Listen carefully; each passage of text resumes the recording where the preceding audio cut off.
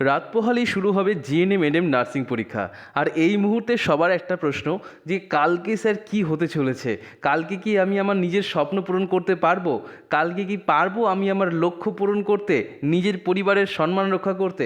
এই যে 1 বছরের পরিশ্রম তা কি বৃথা চলে যাবে, নাকি আমি আমার লক্ষ্যে পৌঁছাতে পারবো? তো আজকে এই ভিডিওতে তোমাদেরকে বলবো যে বিশেষ কয়েকটা কথা, যেটা তোমাদের বলতে পারো লাস্ট মিনিটে একটা টিপস হিসেবে যাবে। আমি বলেছিলাম যে আজকে সন্ধ্যেই তোমাদের একটা প্র্যাকটিস সেট দেবো, বাট আমি আর পারলাম না। আমি দুঃখিত, কারণ ঠিক আছে তোমরা অনেক পড়েছো, এখন শুধু রিভিশন দেওয়ার পালা, এখন নতুন করে কিচ্ছু দেখার দরকার নেই।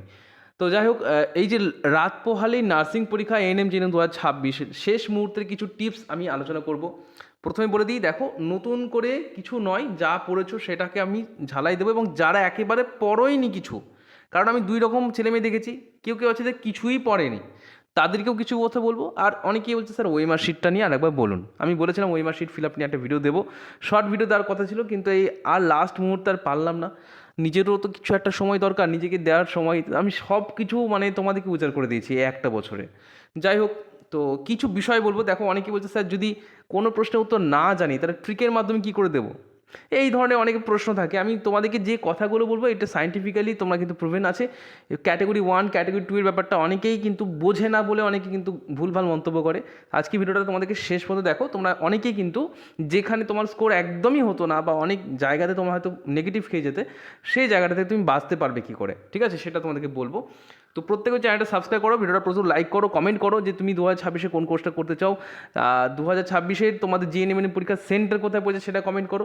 ওকে, তো চলো শুরু করছি। প্রথমে তোমাদের একটা বিষয় দিয়ে শুরু করি। প্রথমে দেখো, কালকে যখন তুমি পরীক্ষা দিতে যাবে তোমাদেরকে দুটো ফর্ম দেবে। দুটো ফর্ম বলতে কি, একটা ওয়েমার শিট ফর্ম, যেটা এরকম দেখতে হয়, দেখতে পাচ্ছি একদম সেম জিনিস, এইটাই তোমরা দেখবে একদম সেম। বলে স্যার আপনি কোথা থেকে পেলেন?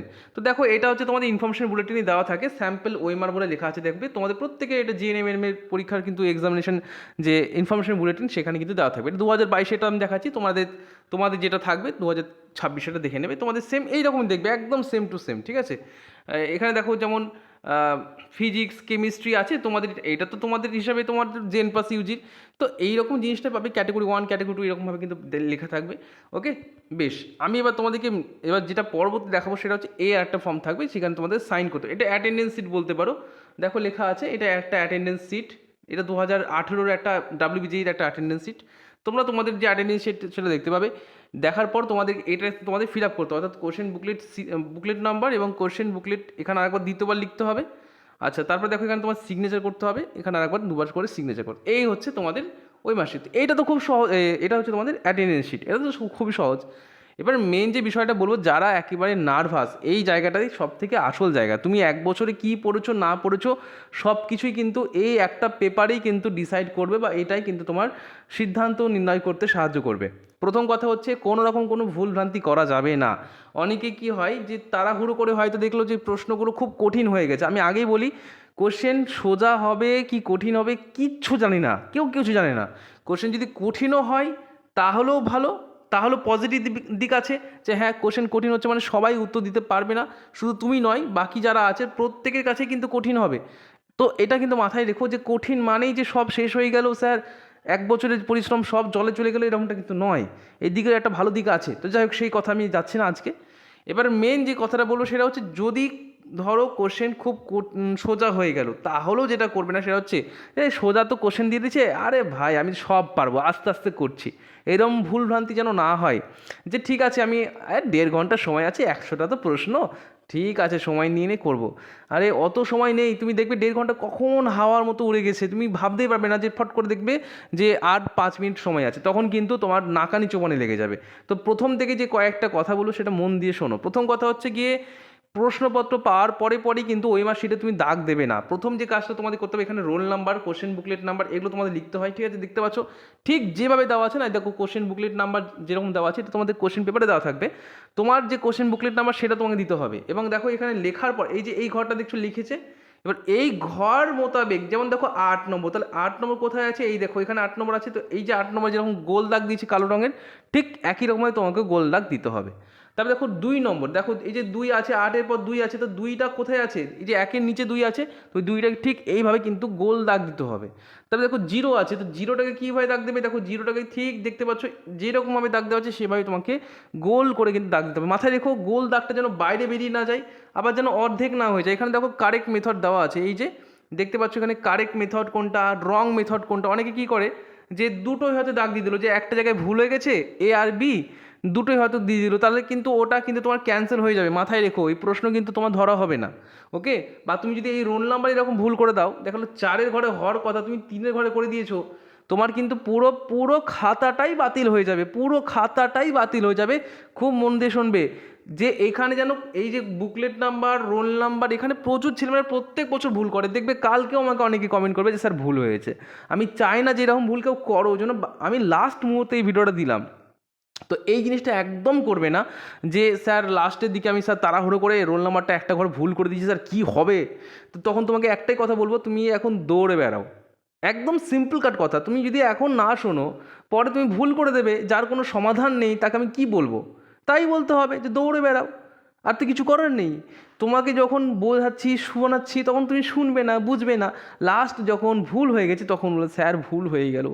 ওই ভুলের কোনো সমাধান নেই, কোনো সূত্র নেই, মানে কোনো রকম কোনো সমাধান নেই ওই ভুলের, ঠিক আছে? ওই জন্য বারবার বলছি, দরকার হলে 10 মিনিট লাগাও, 15 মিনিট লাগাও, কিন্তু এই দুটো জায়গায় যেন কোনো রকম ভুল না হয়। তুমি যদি প্রশ্নে কোথাও একটা ভুল করে দাও সেটাও মানা যায়। একটা প্রশ্ন ভুল হলে সেখানে হয়তো তুমি নেগেটিভ 1 মানে কত -2.5 কাটা যাবে, ঠিক আছে? সেটা ঠিক আছে, -2 মানে 0.25 কাটা যাক, অসুবিধা নেই। কিন্তু এইখানে যদি ভুল হয় রোল নাম্বার এবং যে তোমার এইখানে যদি ভুল হয় যে বুকলেট নাম্বার, তাহলে কিন্তু অনেক সমস্যা আছে, ওকে? এবার দেখো নেক্সট, এখানে দেখো তোমাকে তোমার সাইন করতে বলা হবে। এখানে প্রথমে দেখো তোমার নামটা লিখতে বলা হবে ব্লক লেটারে, লিখে দিয়েছি যেরকম যেরকম থাকবে তোমাদের সিগনেচার করবে। দেখো নেম অফ দ্য সেন্টার, এখানে তোমাদের সেন্টার নাম লিখতে হবে। এবং সেকেন্ড পয়েন্টে দেখো এখানে তোমাদের বলছে সিগনেচার করতে, সিগনেচার করবে। এবং নিচে দেখো সিগনেচার অফ দ্য ইনভিজিলেটর, এখানে তোমার সাইন নয়, যিনি এক্সামিনার আছেন বা যিনি আসবেন তার সাইন হবে। তুমি ইনভিজিলেটর যেটা আছে সেখানে কিন্তু খবরদার সাইন করবে না। এর আগে পর্যন্ত ক্যান্ডিডেট সিগনেচার পর্যন্ত তোমাকে সাইন করতে হবে, এটা তোমাকে ফিল আপ করতে হবে। ব্যাস এইটুকু হচ্ছে সব থেকে ইম্পর্টেন্ট জায়গা। এখানে যেন কোনো রকম কোনো ভুল ভ্রান্তি না হয়, আমি বারবার বলছি। কিন্তু এইখানে ভুল মানে তোমার একটা বছর পুরোই নষ্ট, আবার পরের বছর পরীক্ষা দিতে হবে। তুমি যতই ভালো পরীক্ষা দাও না কারণ তোমার খাতা দেখবেই না। ক্লিয়ার? নেক্সট দেখো কি বলবো। এবার যেটা বলার সেটা হচ্ছে ক্যাটেগরি 1-এর ক্ষেত্রে কোশ্চেন যদি কঠিনও হয়, এমনটা নয় যে তুমি পড়েছো, তুমি সারা বছর পড়েছো এবার পারছো না। এবার এই মুহূর্তে গিয়ে কী হয় বলো তো, পরীক্ষার সময় গিয়ে না ছেলেমেয়েরা নার্ভাস হয়ে যায় যে আমি এত পড়াশোনা করে পারছি না। হয়তো পাশের জন দেখছো বা আগে পরে কাউকে দেখলে যে ও তো ভাই প্রচুর লিখেছে, তাহলে আমাকেও তাহলে করতে হবে। এই যে একটা রেস, এই রেসই তোমাকে কিন্তু পরাজিত করতে বাধ্য করবে। তুমি কিন্তু শিওর ফেল করবে, কারণ তুমি তোমার দিক থেকে পারছো না, অথচ তুমি কাউকে দেখে ইন্সপায়ার হচ্ছ। আরে ভাই ও তো ভুলও করতে পারে, ও তো নাও জানে, ও তো এমন হতে পারে যে ও কিছু জানে না, ও এমনি দাগ দিয়ে চলে যাচ্ছে। তো আমি একটা জিনিস বলছি, যদি পারো যেগুলো সম্ভব হবে প্রথমে কোশ্চেন পেপারে না জাস্ট একটা টিক দিয়ে দিলে, ঠিক আছে? এবার কী হয় বলো তো, আমি এই জিনিসটা একটা এক্সট্রা অ্যাডভান্টেজ মুড বলছি। ধরো তুমি 1 নম্বর প্রশ্নের উত্তরটা এ হবে না সি হবে, মধ্যে কনফিউশন পড়ে গেলে, আমি এরকম দেখেছি অনেক স্টুডেন্টদের মধ্যে এই জিনিসটা হয় যে এ বা সির মধ্যে উত্তর হবে, বি বা ডি তো হবেই না, কিন্তু এ বা সির মধ্যে উত্তর হবে। এবার দেখা গেলো তুমি ওই মাসিটা সি মেরে দিলে, ঠিক আছে সি হবে, মেরে দিই, যা যা হবে। পরে তোমার মনে হলো আরে ছি ছি ছি, এইটার উত্তর তো এ হওয়া উচিত ছিল, আমি তো কালকে রাত্রে পড়েছিলাম, আহা হা। তাহলে একটা কাজ করি, এই সিটাকে কেটে দিই, দিয়ে এই একটা দাগ দিয়ে দিই। ভাই ওটা তোমার কাউন্টই হবে না, ওই প্রশ্নটা তোমার বাদ। ক্লিয়ার? কেন বাদ? কারণ তুমি বলবে স্যার আমি তো স্যার কারেক্ট করে দিলাম। আরে ভাই একবার দাগ দিয়ে দিলে মানে ওই মার্কশিটটা তোমার আর দাম নেই, ওই প্রশ্নের ক্ষেত্রে ওই মার্কের কোনো দাম নেই, ওকে? তাহলে তোমাদের কী করতে হবে, এইখানে একটা এক্সট্রা অ্যাডভান্টেজ মুড বলছি, যে প্রশ্নগুলো তোমাদের কনফিউশন ক্রিয়েট হবে বা যেটাতে মনে হচ্ছে যে এটাতে এটা উত্তর হতে পারে, এটা উত্তর হতে পারে, একটা কনফিউশনের জায়গায় চলে আসবে, সেই জায়গাতে তোমাকে কোয়েশ্চেন পেপারে একটা হালকা করে টিক মার্ক বা সেখানে একটা কিছু একটা চিহ্ন দিয়ে রাখবে যে এটা তোমার কনফিউশনের জায়গা, ওকে? বা পেজটা মুড়িয়ে রাখলে তাহলে কি হবে, তোমার খুঁজতে সুবিধা হবে। তা নাহলে দেখবে অতগুলো প্রশ্নের মধ্যে তুমি কিন্তু ভ্যাবাচাকা খেয়ে যাবে। আমি তোমাদের যেগুলো বলছি না প্র্যাকটিক্যাল কথা বলছি। তো এবার তোমাকে কী করতে হবে, সেকেন্ড যেটা স্টেজ সেটা হচ্ছে সবগুলো যেগুলো পারছো সেগুলো করে নেওয়ার পর যেগুলো কনফিউশন যাচ্ছে সেগুলোতে একটা সিদ্ধান্তে তোমাকে আসতে হবে। এই যে সেকেন্ড স্টেজ, ফার্স্ট স্টেজ হচ্ছে যেগুলো পারলে সেগুলো করে নিলে, সেকেন্ড স্টেজে আসার পর তোমার যেগুলো পারছো না বা যেটা তোমার কনফিউশনের জায়গা সেখানে তুমি ধরো, ঠিক আছে? এটা তুমি কিন্তু দেখো, এটা তোমার 50-50 চান্স আছে, তুমি জানো যে হতে পারে নাও হতে পারে, কিন্তু ওগুলো তোমাকে রাখতে হবে বা তোমাকে কিন্তু অ্যাটেন্ড করতে হবে। ক্লিয়ার? থার্ড স্টেজে যাওয়ার পর কী করবে, যেগুলো তুমি একান্তই পারছো না, যেটা খুব কঠিন, সেগুলোকে ছাড়তে হবে, কারণ এখানে নেগেটিভ মার্কিং আছে। আচ্ছা, কোথায় ধরবে, কোন জায়গাটা তুমি একটা ওই যে বললাম ট্রিকের জায়গাটা বলি এবার তোমাকে। ট্রিকের জায়গা হচ্ছে ক্যাটেগরি 2-এ, ঠিক আছে? ক্যাটেগরি 2 হচ্ছে তোমাদের একমাত্র স্কোরিং জায়গা, আমি তো বলবো অবশ্যই স্কোরিং জায়গা। যারা একান্তই ক্যাটেগরি 2 কিছুই পারো না, ক্যাটেগরি 2 কিছু পারবেই না, তাদেরকে বলবো অ্যাটলিস্ট একটা অপশন টিক দিয়ে আসো। আমি আবারও বলছি ক্যাটেগরি 1 কিন্তু নয়, ক্যাটেগরি 2। কারণ ক্যাটেগরি 2 এর ক্ষেত্রে তুমি জানো কিনা জানি না, তোমাদের নিয়মটা কি তোমরা জানো কিনা, ক্যাটেগরি 2 এর ক্ষেত্রে একটা প্রশ্নে কিন্তু একাধিক অপশন উত্তর হবে, অর্থাৎ ধরে নাও option number A B C 3টে উত্তর হবে, অপশন নাম্বার বি আবার সি উত্তর হবে, অপশন নাম্বার এ আর ডি উত্তর হবে, বা যাই হোক যে কোনো একাধিক উত্তর, মানে একটা উত্তর হতে পারে, দুটো উত্তর হতে পারে, তিনটে উত্তর হতে পারে, চারটে উত্তর হতে পারে। তো এবার একটা প্রশ্ন আছে, স্যার আমি যদি চারটেই অপশন হয় বা দুটো উত্তর হয়, তাহলে কি আমি দুটো গোল দাগ দেবো? হ্যাঁ, ওই ক্ষেত্রে দুটো দাগ দেওয়া যাবে। ক্যাটেগরি 2 এর ক্ষেত্রে, শুধুমাত্র ক্যাটেগরি 2 এর ক্ষেত্রে তুমি একটা প্রশ্নে দুটো অপশন বা তিনটে অপশন দাগ দিতে পারো। এবার এখানে ট্রিকটা কি বলি শোনো না ভালো করে। ক্যাটেগরি 2 এর নিয়মটা যারা জানে না তারা কিন্তু ভুলভাল কথা বলবে, আর যারা জানেন তারা কিন্তু বলে ঠিকই বলছে। দেখো, প্রথম কথা হচ্ছে ক্যাটেগরি 2 এর ক্ষেত্রে কিন্তু কোনো নেগেটিভ মার্কিং নেই, মানে তুমি যদি কোনো প্রশ্নের উত্তর ভুলও দাও তাহলে তোমার কিন্তু সেই নাম্বার কাটবে না, ঠিক আছে? তোমাকে ওখানে 0 দিয়ে দেবে, কিন্তু কোনো নেগেটিভ মার্কিং হবে না। এই নেগেটিভের খেলা কিন্তু বড় মানে খুবই মারাত্মক খেলা, কারণ অনেক ভালো ভালো ছেলেমেয়েরা কিন্তু যারা প্রতিদিন ক্লাস করতো তারাও কিন্তু চান্স পায় না নেগেটিভ খেয়ে যাওয়ার ফলে, ঠিক আছে? ওখানে এক একটা প্রশ্ন ভুল মানে 0.25 কিন্তু মাইনাস হয়ে যাওয়া, মানে একটা বিরাট কিন্তু অঙ্ক। তো যাই হোক, এবার ক্যাটেগরি 2 এর ক্ষেত্রে যেহেতু নেগেটিভ মার্কিং নেই, তো আমি বলছি ধরো তুমি একটা প্রশ্ন তো পারবেই না, ছেড়ে দিলে। ছেড়ে দেওয়ার থেকে তুমি ওখানে যে কোনো একটা আন্দাজে ঢিল মেরে দিয়ে চলে আসো। কারণ তুমি দেখো, তুমি যদি ধরো আমি কথা বলছি 31 নম্বর প্রশ্নটা তুমি উত্তর পারবে না, তুমি বি মেরে দিলে, ঠিক আছে? বি মেরে দিলে, ঠিক আছে, পারবো তো না, 0 তো হবে না, আচ্ছা ঠিক আছে চলো, মাইনাস তো হবে না, নেগেটিভ তো হবে না, ধরো উত্তরটা বি হয়ে গেল, তাহলে কি হবে?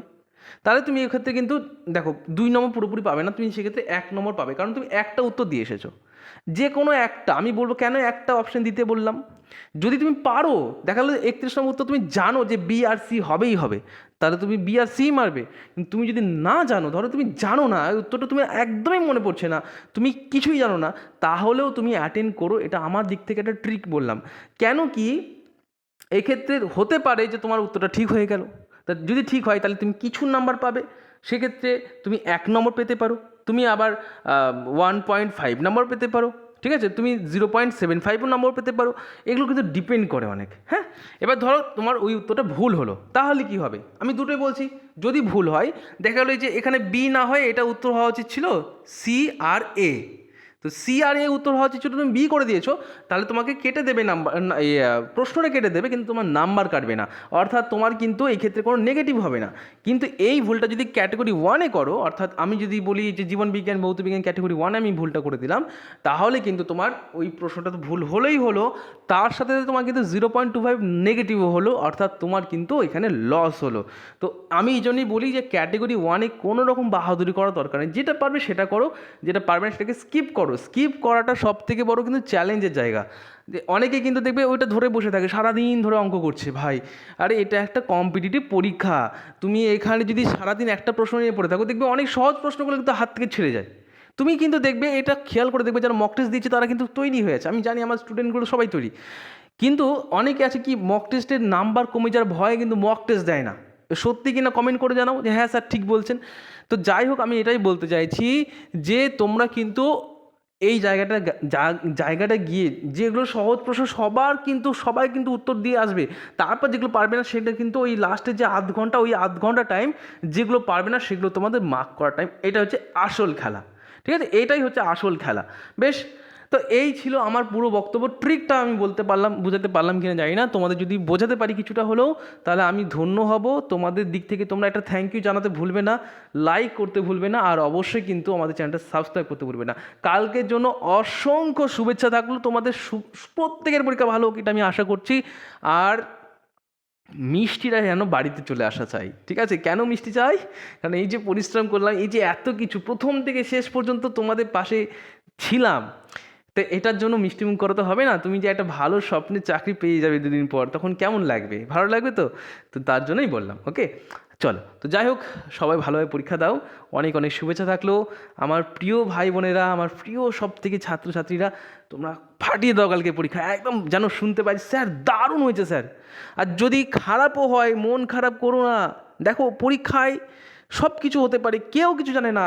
এর আগে যেমন পরীক্ষা হলো পোস্ট বেসিস বিএসসি নার্সিং, অথচ ভালো স্টুডেন্ট, মানে প্রচুর পড়াশোনা করে, আমারই বন্ধু সব আছে যারা নার্সিং করে নার্সিংয়ে জব করছে, সেন্ট্রাল স্টেট গভর্নমেন্টে জব করছে, তারাও পোস্ট বেসিস বিএসসি নার্সিং পরীক্ষা দিয়ে যাচ্ছে এবং সেখানে কিন্তু তারা ভালো রেজাল্ট করলো না। তো কী হয়েছে, দেখো সব কিছু মেনে নিতে হবে, তুমি একাই পারছো না এরকমটা কিন্তু নয়, বাকিরাও কিন্তু পারছে না।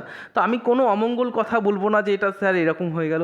আর একবার পারলে না অ্যাটলিস্ট ওই ওএমআর শিট বা কোশ্চেন পেপার ফিল আপ করার আগে একবার যে ইষ্টদেবকে স্মরণ করে নিও, ঠিক আছে, যে যাকে ভরসা করো, সে তুমি যে ধর্মের হও না কেন, সেই ধর্ম মানে তোমাদের যা উপাস্য থাকে তাকে একবার স্মরণ করে নিও। আমি তো এটা করতাম। আর অ্যাটলিস্ট এটা কী বলো তো, একটা বিশ্বাস, তুমি যদি বিশ্বাস করো তবে, তুমি বিশ্বাসই না করো তাহলে তোমাকে কেন বলতে যাবো। তুমি তোমার দিক থেকে যেটুকু তোমার কনফিডেন্সের জায়গা থেকে বলছি যে ওখানে কিন্তু ল্যাক করতে দিও না, ওকে। আর পারলে একজন গার্জেনকে নিয়ে যাও কালকে এক্সাম সেন্টারে, ঠিক আছে, কারণ কি তোমার হতে পারে ব্যাগটা রাখার জায়গায় থাকবে, কিন্তু ওই যে বললাম যে একজন থাকলে হয়তো মনে একটা সাহস পাবে, একটা কনফিডেন্স পাবে, সেই জন্যই বললাম, ওকে। তো যাই হোক, সবাইকে অসংখ্য ধন্যবাদ। কোনো রকম যদি কোনো সমস্যা হয় আমাকে হোয়াটসঅ্যাপ করবে 9609122622। আমি চেষ্টা করবো তোমাদের সব রকমভাবে হেল্প করার। 9609122622। আর একটা জিনিস বলি, কালকে প্রশ্ন পাওয়ার পরে যখনই তোমরা হচ্ছে ওই এক্সাম সেন্টার থেকে বেরিয়ে যাবে, সাথে সাথেই আমাকে কিন্তু ওই প্রশ্নপত্রের ছবি তুলে পিডিএফ করে, আমাকে যদি পিডিএফ না পড়ে ছবি তুলে পাঠাবে, আমি সেটা কিন্তু অ্যান্সার কি সবার আগে দেওয়ার চেষ্টা করব, সবার আগে। তার জন্য তোমাদেরও দায়িত্ব কিন্তু প্রথমে দেওয়া, ঠিক আছে, এটা কিন্তু তোমাদের দায়িত্ব, ওকে। তো চলো, সবাইকে all the best, thank you.